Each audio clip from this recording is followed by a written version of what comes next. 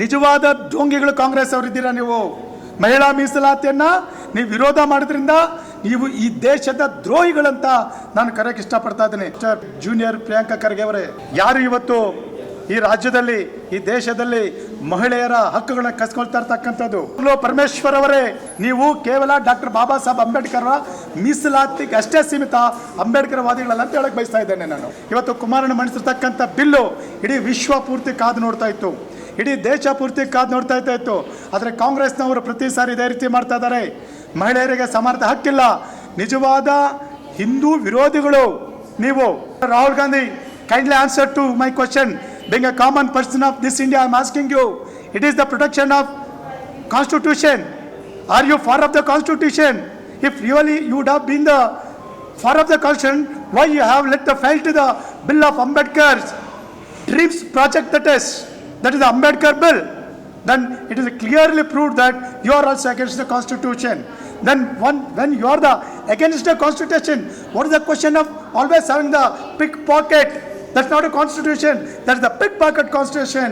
I am telling you directly that you are not to deserve to have the Constitution with your pocket.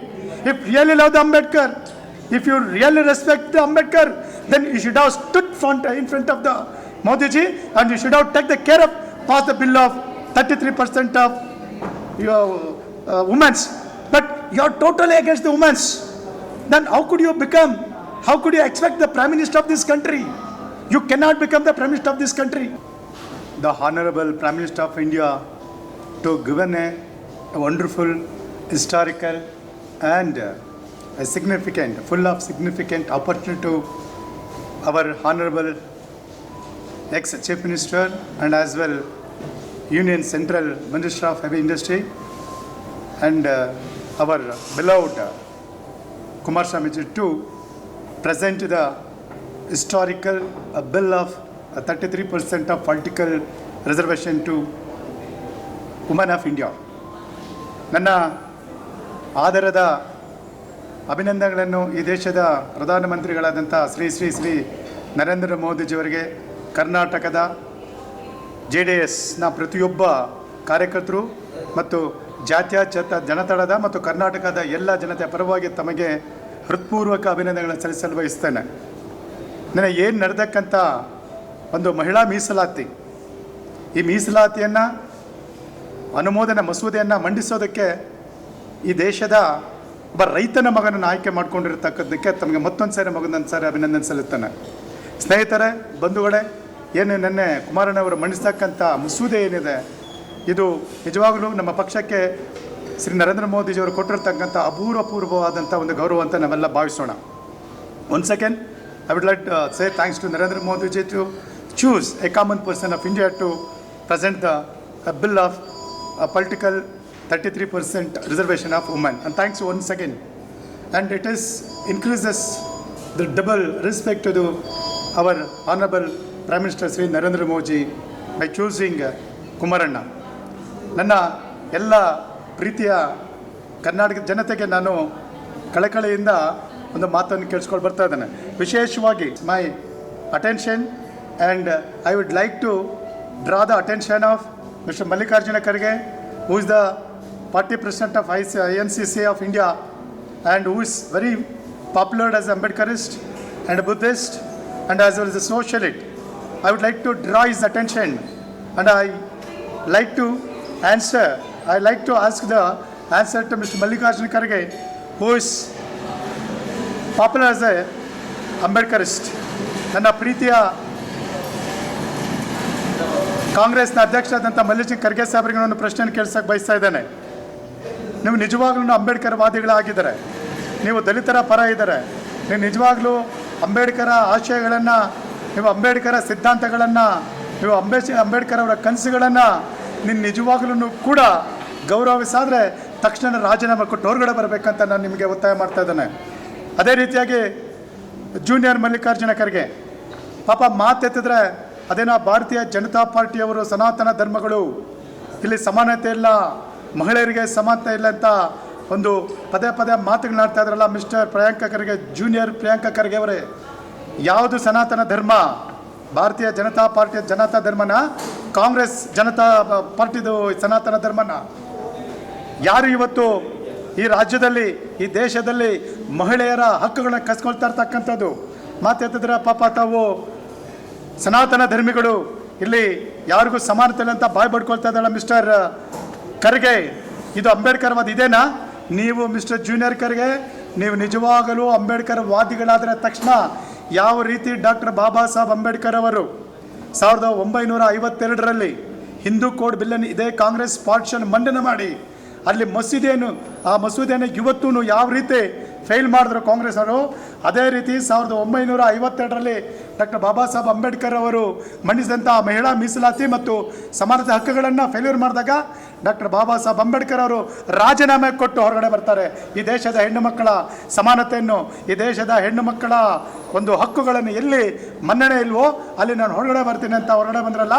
ನೀವು ಏನಾದ್ರೂ ಅಂಬೇಡ್ಕರ್ ವಾದಿಗಳಾದರೆ ಕಾಂಗ್ರೆಸ್ನಲ್ಲಿರ್ತಕ್ಕಂಥ ಅಷ್ಟು ದಲಿತರು ರಾಜೀನಾಮೆ ಕೊಟ್ಟು ಹೊರಗಡೆ ಬರಬೇಕಂತ ನಿಮ್ಗೆ ಕರೆ ಕೊಡ್ತಾ ಇದ್ದೀನಿ. ಇಲ್ಲ ಅಂತಂದರೆ ನೀವು ನಿಜವಾದ ಡೋಂಗಿ ಅಂಬೇಡ್ಕರ್ ವಾದಿಗಳಂತೇಳಿ ಸಾಬೀತುಪಡಿಸಬೇಕಾಗುತ್ತೆ. ಇವತ್ತು ಕುಮಾರಣ್ಣ ಮಂಡಿಸಿರ್ತಕ್ಕಂಥ ಬಿಲ್ಲು ಇಡೀ ವಿಶ್ವ ಪೂರ್ತಿ ಕಾದು ನೋಡ್ತಾ ಇತ್ತು, ಇಡೀ ದೇಶ ಪೂರ್ತಿ ಕಾದು ನೋಡ್ತಾ ಇತ್ತು. ಆದರೆ ಕಾಂಗ್ರೆಸ್ನವರು ಪ್ರತಿ ಸಾರಿ ಇದೇ ರೀತಿ ಮಾಡ್ತಾ ಇದ್ದಾರೆ. ಮಹಿಳೆಯರಿಗೆ ಸಮಾನತೆ ಹಕ್ಕಿಲ್ಲ. ನಿಜವಾದ ಹಿಂದೂ ವಿರೋಧಿಗಳು ನೀವು ಯಾರನ್ನ ನೀವು ದೇಶದ್ರೋಹಿಗಳಂತ ಕರಿತಾ ಇದ್ದೀರಾ, ಇವತ್ತು ನೀವು ನಿಜವಾದ ದೇಶದ್ರೋಹಿಗಳು.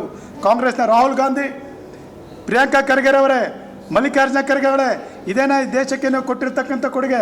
ಯಾವ ರೀತಿ ಅಂಬೇಡ್ಕರ್ ಅವರಿಗೆ ಮೋಸ ಮಾಡಿದ್ರಿ, ಯಾವ ರೀತಿ 1996ರಲ್ಲಿ ಇದೇ ಮಣ್ಣಿನ ಮಗ ಕರ್ನಾಟಕದ ಸನ್ಮಾನ್ಯ ಅಂದಿನ ಮಾಜಿ ಪ್ರಧಾನಿಗಳು ಮಾಜಿ ಪ್ರಧಾನಿ ದೇವೇಗೌಡರು ಇದೇ 33 ಮೀಸಲಾತಿ ಮಾಡಿದಾಗಲೂ ಕೂಡ ನೀವು ಮಹಿಳಾ ಮಸೂದೆ 33 ರಾಜಕೀಯ ಮಸೂದೆ ಮೀಸಲಾತಿಯನ್ನು ಅದನ್ನು ಅನುಮೋದನೆ ತರೆದಿದ್ದಂಗೆ ಅನುಷ್ಠಾನದಂಗೆ ನೀವು ಕಾದ್ರಿ.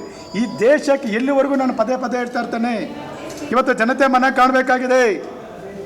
ಪಾಪ ಮಾತಾಡ್ತಿದ್ರೆ ರಾಹುಲ್ ಗಾಂಧಿ ಅದ್ಯಾವುದೋ pocket. Mister Rahul Gandhi, kindly answer to my question. Being a common person of this India, I am asking you, it is the protection of Constitution. Are you for of the Constitution? If really you would have been the for of the Constitution, why you have let the fail to the bill of Ambedkar's dreams project that is the Ambedkar bill? Then it is clearly proved that you are also against the Constitution. Then when you are against the Constitution, what is the question of always having the pickpocket? That's not a constitution. That's the pickpocket constitution. I am telling you directly that you are not to deserve to have the constitution with your pocket. If you really love the Ambedkar, if you really respect the Ambedkar, then you should have stood in front of the Modi ji and you should have taken the care of pass the bill of 33% of your women's. But you are totally against the women's. Then how could you expect the Prime Minister of this country? You cannot become the Prime Minister of this country, and you are not deserved to be a citizen of this country if you are not respect the 33% of women's bills. And please answer to us, are you real protector of the Samvidhana, Constitution? No. Congress always opposing the principle of Dr. Baba Saheb Ambedkar from the independence. ನಾನು ಮತ್ತೊಂದು ಸಾರಿ ತಮ್ಮೆಲ್ಲರಿಗೂ ಹೇಳ್ತಾ ಇದ್ದೇನೆ, ನಿಜವಾದ ಡೋಂಗಿಗಳು ಕಾಂಗ್ರೆಸ್ ಅವರಿದ್ದೀರಾ. ನೀವು ಮಹಿಳಾ ಮೀಸಲಾತಿಯನ್ನು ನೀವು ವಿರೋಧ ಮಾಡೋದ್ರಿಂದ ನೀವು ಈ ದೇಶದ ದ್ರೋಹಿಗಳಂತ ನಾನು ಕರೆಯಕ್ಕೆ ಇಷ್ಟಪಡ್ತಾ ಇದ್ದೀನಿ. ಸನಾತನ ಧರ್ಮದಲ್ಲಿ ಮಹಿಳೆಯರಿಗೆ ಸ್ಥಾನಮಾನ ಇದೆ. ನೀವು ವಿಷ್ಣುವನ್ನೋರೇ ಪಕ್ಕದಲ್ಲೇ ಅವರ ಮಡಿದಿಯನ್ನು ಕುಳಿಸ್ಕೊಂಡಿದ್ದಾರೆ. ನೀವು ಲಕ್ಷ್ಮಿ, ಸರಸ್ವತಿ ಅಂತೇನೆಲ್ಲ ಕರೆತೆ ಎಲ್ರಿಗೂ ಕೂಡ ಈಕ್ವಾಲಿಟಿಯನ್ನು ಕೊಟ್ಟಿದ್ದಾರೆ. ಆದರೆ ಕಾಂಗ್ರೆಸ್ನವರು ಮೊದಲಿನ ಕೂಡ ಸಮಾನತೆಯ ವಿರುದ್ಧವಾಗಿದ್ದೀರಿ. ನೀವು ಸಮಾನತೆಯ ಪರವಿಲ್ಲ. ಆದ್ದರಿಂದ ಮಾನ್ಯ ಮಲ್ಲಿಕಾರ್ಜುನ ಖರ್ಗೆ ಸಾಹೇಬ್ರೆ, ನಿಮಗೆ ಏನಾದರೂ ಕಿಂಚತ್ತು ಡಾಕ್ಟರ್ ಬಾಬಾ ಸಾಹೇಬ್ ಅಂಬೇಡ್ಕರ್ ಪರವಾಗಿ, ಅಂಬೇಡ್ಕರ್ ಚಿಂತನೆಗಳಲ್ಲಿ, ಅಂಬೇಡ್ಕರ್ ಆಶಯಗಳಲ್ಲಿ, ಅಂಬೇಡ್ಕರ್ ತತ್ವಗಳಲ್ಲಿ ಏನಾದರೂ ಒಂದು ಕಿಂಚ ರೆಸ್ಪೆಕ್ಟ್ ಇದ್ದರೆ ತಕ್ಷಣ ರಾಜೀನಾಮೆ ಕೊಟ್ಟು ಆಚೆ ಬನ್ನಿ, ನಂತರ ಮಾತಾಡೋಣ ಅಂತೇಳಿ ನಾನು ಇವತ್ತು ಕಾಂಗ್ರೆಸ್ನವರಿಗೆ ನಾನು ಕರೆ ಕೊಡ್ತಾ ಇದ್ದೇನೆ. ಇನ್ನು ಎರಡನೇದಾಗಿ, ಇವತ್ತು ಏನು ಕಾಂಗ್ರೆಸ್ನವರು ಸ್ವಾತಂತ್ರ್ಯ ನಂತರ ದಲಿತರನ್ನು ಮತ್ತು ಮುಸಲ್ಮಾನರನ್ನು ಕೇವಲ ತನ್ನ ಮತದ ಬ್ಯಾಂಕ್ ಆಗಿ ಪರಿವರ್ತಿಸ್ಕೊಂಡಿದ್ದಾರಲ್ಲ, ನಿಮ್ಮ ನಿಜವಾದಂಥ ಬಣ್ಣ ಇವತ್ತು ದಾವಣಗೆರೆಯಲ್ಲಿ ಬಯಲಾಗಿದೆ. ರಾಜ್ಯದ ಜನತೆ, ಮುಸಲ್ಮಾನ್ ಜನತೆ ಏನಿದ್ದೀರಾ, ರಾಜ್ಯದ ಯುವಕರೇನಿದ್ದೀರಾ, ದಯವಿಟ್ಟು ನೀವು ಮನಗಾಣಬೇಕಾಗಿದೆ. ಇವತ್ತು ನಮ್ಮನ್ನು ದಲಿತರನ್ನ ಮತ್ತು ಮುಸಲ್ಮಾನರನ್ನ ಸ್ವಾತಂತ್ರ್ಯ ಬಂದು 76 ವರ್ಷಗಳ ನಮ್ಮನ್ನು ಕೇವಲ ರಾಜಕೀಯ ಗುಲಾಮರಾಗಿ ಮಾಡ್ಕೊಂಡಿದ್ರು. ಇವತ್ತು ಬಹಳ ಸ್ವಾಗತಾರ್ಹದ ವಿಚಾರ ಅಂದರೆ ನನ್ನ ಮುಸಲ್ಮಾನ್ ಯುವಕರು ಏನಿದ್ದಾರೆ, ನನ್ನ ದಲಿತ ಮುಸಲ್ಮಾನರು ಏನಿದ್ದಾರೆ ಎಚ್ಚೆತ್ಕೊಂಡಿದ್ದಾರೆ. ಇವತ್ತು ದಲಿತರು ಮುಸಲ್ಮಾನರು ಕಾಂಗ್ರೆಸ್ನ ಎಗೇನ್ಸ್ಟ್ ಇದ್ದಾರೆ. ದಾವಣಗೆರೆ ಚುನಾವಣೆಯ ಫಲಿತಾಂಶ ಬಂದಾದ್ಮೇಲೆ ಕರ್ನಾಟಕದ ರಾಜಕೀಯದಲ್ಲಿ ಒಂದು ಕ್ಷಿಪ್ರ ಕ್ರಾಂತಿ ಆಗುತ್ತೆ. ಇವತ್ತು ನನ್ನ ದಲಿತ ಯುವಕರು ಎಚ್ಚೆತ್ಕೊಂಡಿದ್ದಾರೆ. ಮುಸಲ್ಮಾನರು ಆ ದಾವಣಗೆರೆ ಅಂತ ನಾನು ತಮ್ಮೆಲ್ಲರಿಗೂ ಕೂಡ ಒಂದು ಸಲಾಮನ್ನು ಸೆಲೆಕ್ಟ್ ಹೊಡಿತೇನೆ. ಇವತ್ತು ಏನು ನಮ್ಮನ್ನು ದೋಚ್ಕೊಂಡ್ರು 76 ವರ್ಷದಿಂದ ಒಬ್ಬ ಅಷ್ಟು ಜನ ಮುಸಲ್ಮಾನರು ಇರ್ತಕ್ಕಂಥ ಒಂದು ಕ್ಷೇತ್ರದ ಮುಸಲ್ಮಾನರು ಕೊಟ್ಟಿಲ್ಲ. ಇವತ್ತು ಅದೇನೋ ನಿಮ್ಮ ಕಾಂಗ್ರೆಸ್ ಸಂಬಂಧಪಟ್ಟಿದ್ದು ಇದೇ. ಡಿ ಕೆ ಶಿವಕುಮಾರ್ ಅವರೇ, ನಾನು ನಿಮ್ಗೊಂದು ಪ್ರಶ್ನೆ ಕೇಳಕ್ಕೆ ಬಯಸ್ತಾ ಇದ್ದೀನಿ. ನೀವು ಹೋಗಿ ಅಲ್ಲೆಲ್ಲೋ ಕೊಯಮತ್ತೂರಲ್ಲಿ ಜಗದ್ಗುರುಗಳ ಸನ್ನಿಧಾನದಲ್ಲಿ ನೀವು ಅಮಿತ್ ಶಾ ಜೊತೆಯಲ್ಲಿ ನೀವು ಭೇಟಿ ಆದ್ರಲ್ಲ, ನಿಮ್ಮ ವಿರುದ್ಧವಾಗಿ ಯಾಕೆ ಕಾನೂನು ಕ್ರಮ ತಗೊಂಡಿಲ್ಲ? ಯಾಕೆ ಪಾರ್ಟಿಯಲ್ಲಿ ಕಾನೂನು ತಗೊಂಡ ನಾನು ಖರ್ಗೆ ಅವರಿಗೆ ಕೇಳಕ್ಕೆ ಬಯಸ್ತಾ ಇದ್ದೇನೆ. ಇವತ್ತು ಪಾಪ ಅದು ಯಾರೋ ಮುಸಲ್ಮಾನರಿಗೆ ಟಿಕೆಟ್ ಕೊಟ್ಟಿಲ್ಲ ಅಂತ ಅಲ್ಲೇ ಅವರ ಅದು ಒಳ ರಾಜಕಾರಣ. ಆದರೆ ಇವತ್ತು ಕೇವಲ ನನ್ನ ಮುಸಲ್ಮಾನ್ ಬಂದವರು ಅರ್ಥ ಮಾಡ್ಕೊಳ್ಬೇಕು. ಡಿ ಕೆ ಶಿವಕುಮಾರ್ ಹೋಗಿ ಅಮಿತ್ ಶಾ ಜೊತೆ ಇರ್ತಾರೆ, ಅದರ ಬಗ್ಗೆ ಯಾರನ್ನು ಚಕಾರ ಎತ್ತೋದಿಲ್ಲ. ಇದೇ ಶಿವಶಂಕರಪ್ಪರು BJP ಮತ ಹಾಕಂತಾರೆ, ಅದರ ಬಗ್ಗೆ ಯಾರನ್ನು ಕೂಡ ತಾಕತ್ತಿಲ್ಲ. ಆದರೆ ಮುಸಲ್ಮಾನರು ಇವತ್ತು ಜಬ್ಬರಾಗಿರ್ಬೋದು, ಅದು ಅವರ ಪಕ್ಷಕ್ಕೆ ಸಂಬಂಧಪಟ್ಟಿದ್ದ ವಿಚಾರ. ಆದರೆ ನಾನು ನೊಂದ ಶೋಷಿತರ, ಅಲ್ಪಸಂಖ್ಯಾತರ ಮತ್ತು ದಲಿತರ ಪರವಾಗಿ ಹೋರಾಟ ಮಾಡೋಣ ಕೇಳ್ತಾ ಇದ್ದೀನಿ. ಮುಸಲ್ಮಾನರು ಬಂದಾಗ ನೀವು ನಮ್ಮನ್ನು ಬಲಿಪಶು ಮಾಡ್ತಾ ಇದ್ದೀರಾ. ಇದನ್ನು ಕಳೆದ 70 ವರ್ಷದಿಂದ ಮಾಡ್ಕೊಂಡು ಬಂದಿದ್ದೀರಾ. ಆದರೆ ಇವತ್ತು ನನ್ನ ಮುಸಲ್ಮಾನ್ ಬಾಂಧವರು ಎದ್ದು ನಿಂತ್ಕೊಂಡಿದ್ದಾರೆ, ನಿಮ್ಗೆ ಉತ್ತರ ಕೊಡ್ತಾರೆ. ಮುಂದೆ 2028ರಲ್ಲಿ ಕಾಂಗ್ರೆಸ್ ಧೂಳಿಪಟ ಆಗುತ್ತೆ. ಕುಮಾರಣ್ಣ ಪರಿಪೂರ್ಣವಾದಂಥ 100ಕ್ಕೂ ಹೆಚ್ಚು ಒಂದು ಕ್ಷೇತ್ರಗಳನ್ನ ಗೆದ್ದು ಮುಖ್ಯಮಂತ್ರಿ ಆಗೇ ಆಗ್ತಾರೆ. ಅದರಿಂದಾಗಿ ನಾನು ನನ್ನ ಮುಸಲ್ಮಾನ್ ಬಂಧುಗಳ ಕಳಕಳಿಯಿಂದ ಪ್ರಾರ್ಥನೆ ಮಾಡ್ಕೊಳ್ತಾನೆ. ದಯವಿಟ್ಟು ನಮ್ಮ ದ್ರೋಹಿಗಳಿದ್ದಾರೆ ಇವರು. ಕಾಂಗ್ರೆಸ್ನವರು ಡಾಕ್ಟರ್ ಬಾಬಾ ಸಾಹೇಬ್ ಅಂಬೇಡ್ಕರ್ ಕಾಲದಿಂದಲೂ ಕೂಡ ದಲಿತರಿಗೆ ಮುಸಲ್ಮಾನಿಗೆ ದ್ರೋಹ ಮಾಡ್ಕೊಂಡು ಬರ್ತಾ ಇದ್ದಾರೆ. ಈಗಾದರೆ ಎಚ್ಚೆತ್ಕೊಳ್ತೀರಾ? ದಯವಿಟ್ಟು ಮುಂದೆ ಬರತಕ್ಕಂಥ ಚುನಾವಣೆಯಲ್ಲಿ ನಾವೆಲ್ಲನೂ ಕುಮಾರಣ್ಣನು ನಿಜವಾದ ಸಮಾನತೆಯ ಪುರುಷ. ನೀವು ನೋಡಿರ್ಬೋದು, ಕುಮಾರಣ್ಣನವರು ಕೊಟ್ಟಿರ್ತಕ್ಕಂಥ ಮುಸಲ್ಮಾನಿಗೆ ಆದ್ಯತೆ ಭಾಗಶಃ ಯಾರೂ ಕೊಡಲಿಲ್ಲ. ಇದೇ CM ಇಬ್ರಾಹಿಂ ಸಾಹೇಬ್ರನ್ನ ಅಂದಿನ ದೇವೇಗೌಡರು ವಿಮಾನಯಾನ ಮಂತ್ರಿಗಳು ಮಾಡಿದ್ರು. ಇವತ್ತು ಇವ್ರು ಮಾಡಿಲ್ಲ. ಅದೇ CM ಇಬ್ರಾಹಿಂನ ನಮ್ಮ ಕರ್ನಾಟಕ ಪ್ರದೇಶದ ಅಧ್ಯಕ್ಷರು ಮಾಡಿದ್ರು, ಮಿರಾಜನ್ ಪಾಟೀಲ್ ಮಾಡಿದ್ರು. ಅನೇಕ ಜನ 106 ಜನ ಮುಸಲ್ಮಾನರ ಬಗ್ಗೆ ನಾನು ಹೇಳಬಲ್ಲೆ. ಅದೇ ರೀತಿಯಾಗಿ ನಾನು ಮುಸಲ್ಮಾನ್ ಬಂಧುಗಳಿಗೆ ನಾನು ಇವತ್ತು ಆ ಡಿ ಕೆ ಶಿವಕುಮಾರ್ಗೆ, ಸಿದ್ದರಾಮಯ್ಯವ್ರಿಗೆ ಸವಾಲಕ್ಕೆ ಬರ್ತಾ ಇದ್ದೇನೆ. ನನ್ನ ಪಕ್ಷದ ರಾಷ್ಟ್ರೀಯ ನಾಯಕರಾದಂಥ ಸನ್ಮಾನ್ಯ ದೇವೇಗೌಡರು ನಾನು ಇನ್ನೊಂದು ಜನ್ಮ ಇದ್ದರೆ ನಾನು ಮುಸ್ಲಿಮಾಗಿ ಹುಟ್ಟಿದ್ದೀನಿ ಅಂತ ಸ್ಟೇಟ್ಮೆಂಟ್ ಕೊಟ್ಟರು. ನಿಮಗೇನಾದರೂ ತಾಕತ್ತಿದ್ರೆ ಕಾಂಗ್ರೆಸ್ನವರಿಗೆ, ವಿಶೇಷವಾಗಿ ಸಿದ್ದರಾಮಯ್ಯ ಅವರು ಅದೇನು ಹೇಳ್ತಾರೆ, ನನ್ನ ಅಹಿಂದ ಹೇಳ್ತಾರಲ್ಲ, ನಿಮ್ಮ ಬಾಯಲ್ಲಿ ಏನಾದ್ರೂ ತಮಾಷೆಗಾದ್ರೆ ನಿಮಗೆ ತಾಕತ್ತಿದ್ರೆ ನೀವೊಂದು ಮಾತೇಳಿ ಅವತ್ತು ತಪ್ಕೊಳ್ತಾನೆ. ಅಲ್ಲಿವರೆಗೂ ಕೂಡ ಕಾಂಗ್ರೆಸ್ನವರು ದಲಿತರ, ಮುಸಲ್ಮಾನರ ಕಟ್ಟ ವಿರೋಧಿಗಳು. ಇವತ್ತು ನನ್ನ ಎಚ್ಚೆತ್ತುಕೊಂಡ ದಾವಣಗೆರೆಯ ನನ್ನ ಯುವ ಮಿತ್ರರಾದಂಥ ಮುಸಲ್ಮಾನರು ನೀವು ಬರೀತಾ ಇರ್ತಕ್ಕಂಥ ಲೇಖನಗಳು ಡಾಕ್ಟರ್ ಬಾಬಾ ಸಾಹೇಬ್ ಅಂಬೇಡ್ಕರ್ ಅವರ ಪುಟಗಳನ್ನು ನನಗೆ ಅದು ಪರಿಚಯಿಸ್ತಾ ಇದೆ.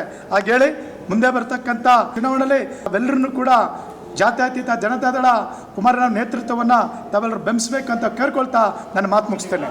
ಸರ್, ಈಗ ಏನು ಮಸೂದೆನ ಮೊದಲೇ ತಂದಿದ್ದು ಕಾಂಗ್ರೆಸ್ ಮಹಿಳೆಯರಿಗೆ ಮೀಸಲು ತಂದಿದ್ದು ಇಲ್ಲ ಸರ್, ಸಾಧನದಲ್ಲಿ ಚರ್ಚೆ ಮಾಡಕ್ಕೆ ಕೊಡ್ತೀರಾ, ಏಕಾಏಕಿ ಮಾಡೋಕ್ಕೂ ಇದಕ್ಕೆ ನಾವು ಇದು ಮಾಡಿದ್ದು ಅಂತೇಳಿ ಪರಮೇಶ್ವರ್ ಹೇಳಿಕೆ ಕೊಟ್ಟಿರೋಂಥ ವಿಚಾರ ಇದೆ. ಸರ್, ಪರಮೇಶ್ವರ್ಗೆ ನಾನು ಒಂದು ಪ್ರಶ್ನೆ ಕೇಳಕ್ಕೆ ಬರ್ತೀನಿ. ಇದೇ 1996ರಲ್ಲಿ ಇದೇ ಮಾಡಿದ್ರಲ್ಲ ನೀವು, ದೇವೇಗೌಡರವರು ಚರ್ಚೆ ಮಾಡಿದಾಗಲೂ ಕೂಡ ನೀವು ಮಾಡಿದೇನು? ಇದೇ 33% ಈ ದೇಶದ ಮಾಜಿ ಪ್ರಧಾನಿಗಳು ಮಣ್ಣಿನ ಮಗ, ನಮ್ಮ ಅಲ್ಪಸಂಖ್ಯಾತರಿಗೆ ಮೀಸಲಾತಿ ಕೊಟ್ಟವರು, ನನ್ನ ಮಣ್ಣಿನ ಮಗ, ಈ ರಾಜ್ಯದ ಮಣ್ಣಿನ ಮಗ 1990ರಲ್ಲಿ ಇದೇ ಮಸೂದೆಯನ್ನು ಪಾಸ್ ಮಾಡಿದ ಸಂದರ್ಭದಲ್ಲಿ ಇದೇ ಕಾಟ ಕೊಟ್ರಿ. ಇವೆಲ್ಲ ಸುಳ್ಳು. ನಿಜವಾಗ್ಲೂ ಪರಮೇಶ್ವರ್ ಅವರೇ, ನೀವೇನಾದರೂ ಅಂಬೇಡ್ಕರ್ ಅವರ ಅನ್ಯಾಯನಾಗಿದ್ರೆ ನೀವು ರಾಜೀನಾಮೆ ಆಚೆ ಕೊಟ್ಟು ಬನ್ನಿ, ಆವಾಗ ನಿಮ್ಗೆ ಮಾತನಾಡೋದಕ್ಕೆ ಹಕ್ಕಿದೆ. ನೀವು ಕೇವಲ ಡಾಕ್ಟರ್ ಬಾಬಾ ಸಾಹೇಬ್ ಅಂಬೇಡ್ಕರ್ ಅವರ ಮೀಸಲಾತಿಗೆ ಅಷ್ಟೇ ಸೀಮಿತ, ಅಂಬೇಡ್ಕರ್ ವಾದಿಗಳಲ್ಲ ಅಂತ ಹೇಳಕ್ಕೆ ಬಯಸ್ತಾ ಇದ್ದೇನೆ ನಾನು.